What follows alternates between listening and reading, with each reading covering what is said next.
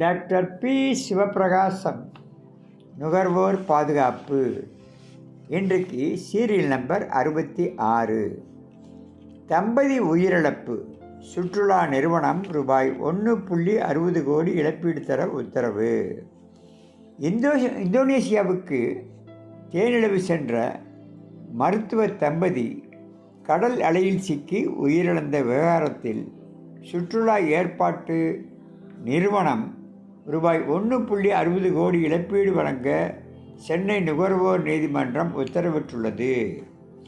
பூந்தமல்லி அருகே செந்நீர் குப்பத்தைச் சேர்ந்தவர் செல்வம்.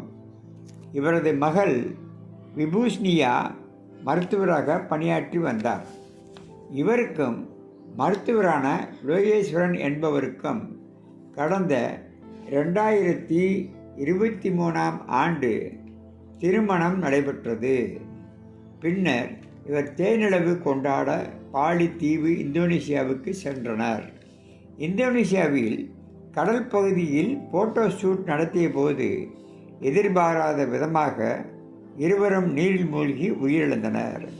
இதையடுத்து மணமகளின் தந்தை செல்வம் சுற்றுலாவுக்கு ஏற்பாடு செய்த ஜிடி ஹாலிடேஸ் நிறுவனத்தின் தவறான வழிகாட்டுதலால் தம்பதியினர் உயிரிழந்ததால் ரூபாய் 2 கோடி நஷ்டஈடு கேட்டு நுகர்வோர் நீதிமன்றத்தில் மனு தாக்கல் செய்தார்.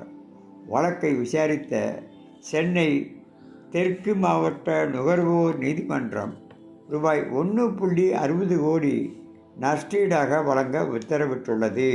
வணக்கம்.